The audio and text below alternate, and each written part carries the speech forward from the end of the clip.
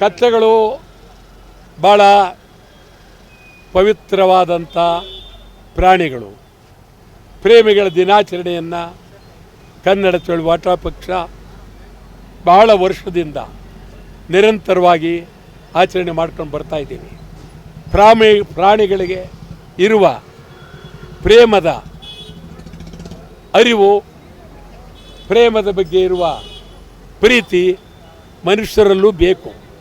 ಮನುಷ್ಯರು ಪ್ರೇಮವನ್ನು ದ್ವೇಷ ಮಾಡಬಾರ್ದು. ಪ್ರೇಮಕ್ಕಿರುವ ಬೆಲೆ ಬಹಳ. ಪ್ರೇಮಿಗಳಿಗೆ ರಕ್ಷಣೆಯನ್ನು ಕೊಡಬೇಕು. ಪ್ರೇಮಿಗಳಿಗೆ ಕನಿಷ್ಠ 2 ಲಕ್ಷ ರೂಪಾಯಿ ಸಹಾಯಧನವನ್ನು ಕೊಡಬೇಕು. ಪ್ರೇಮಿಗಳ ದಿನಾಚರಣೆಯನ್ನು ರಜಾ ಅಂತೇಳಿ ಘೋಷಣೆ ಮಾಡಬೇಕು.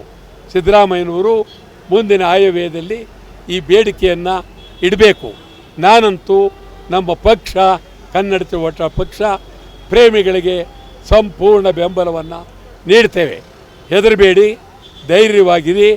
ಪ್ರೇಮ ಮಾಡಿದ ಮೇಲೆ ಪ್ರೇಮಿಗಳಿಗೂ ಹೇಳ್ತೀನಿ, ಪ್ರೇಮ ಅನ್ನೋದು ಒಂದು ದಿನ ಅಲ್ಲ, ಒಂದು ವರ್ಷ ಅಲ್ಲ, ಜೀವನ ಪರ್ಯಂತ ಪ್ರೀತಿಯಿಂದಿರಬೇಕು, ಅಭಿಮಾನದಿಂದಿರಬೇಕು. ಪ್ರಾಣ ಕಳ್ಕೊಳ್ಬಾರ್ದು, ಆತ್ಮಹತ್ಯೆ ಮಾಡ್ಕೊಳ್ಬಾರ್ದು. ಪ್ರೀತಿಯಿಂದ ಜೀವನ ಸಾಗಿಸ್ಬೇಕು ಅಂತೇಳಿ ನಿಮಗೆ ಕಳಕಳಿಯಿಂದ ಮನವಿ ಮಾಡ್ತೀನಿ. ಪ್ರೇಮಿಗಳ ದಿನವನ್ನು ವಿರೋಧ ಮಾಡಿದವರು ಪ್ರಾಣಿಗಳಿಗಿಂತಲೂ ಕಡಿಮೆ. ಅವರು ಪ್ರಾಣಿಗಳಲ್ಲ, ಪ್ರಾಣಿಗಳಿಗಿಂತಲೂ ಕಡಿಮೆ. ಅವರಿಗೆ ಪ್ರೇಮದ ಬಗ್ಗೆ ಗೌರವ ಇಲ್ಲ, ಅರಿವಿಲ್ಲ. ಪ್ರೇಮ ಅಂದರೆ ಅದಕ್ಕಿರುವ ಬೆಲೆ ಅಗಾಧವಾದ್ದು. ಅದು ಅವರಿಗೆ ಗೊತ್ತಿಲ್ಲ, ತಿಳುವಳಿಕೆ ಇಲ್ಲ, ಒಳ್ಳೆಯದಲ್ಲ. ನಿಮ್ಮ ಕಾಲದ ಪ್ರೇಮದ ಬಗ್ಗೆ ಏನು ಹೇಳಕ್ಕೆ ಇಷ್ಟಪಡ್ತೀರಾ ಸರ್?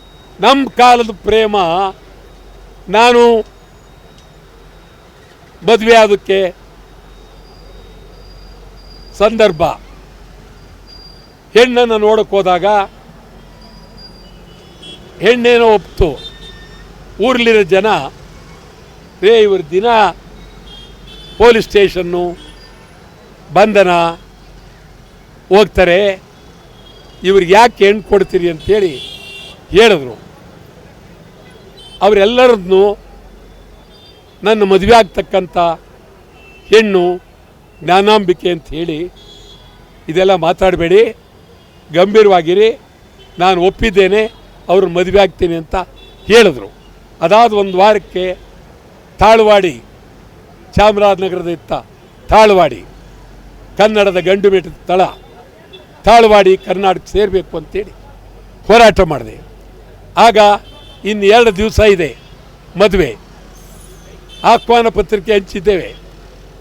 ನನ್ನನ್ನು ತಾಳ್ವಾಡಿಯಲ್ಲಿ ಬಂಧನ ಮಾಡಿ ಗೋಪಿಚೆಟ್ಟಿಪಾಳ್ಯ ಜೈಲಿಟ್ಟರು.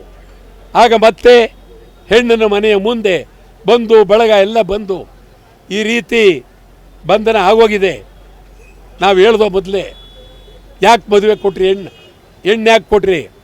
ಆಮ್ಯಾಗ ಹುಡುಗಿ ಏನು ಹೇಳಿದ್ರು ಅಂದರೆ, ನೋಡ್ರಿ, ನೀವು ಯಾರು ತಲೆ ಕೆಡಿಸ್ಕೋಬೇಡಿ, ನಾವೇ ತಾಲಿ ಮಾಡಿಸ್ಕೊಳ್ಳೋಣ, ನಾವೇ ಗೋಪಿಚೆಟ್ಟಿಪಾಳ್ಯ ಜೈಲಿಗೆ ಹೋಗೋಣ, ಅವ್ರ ಕೈಲಿ ತಾಲಿ ಕೊಡೋಣ, ನಾ ಕಟ್ಸ್ಕೊಳ್ತೀನಿ, ಸಾಕು.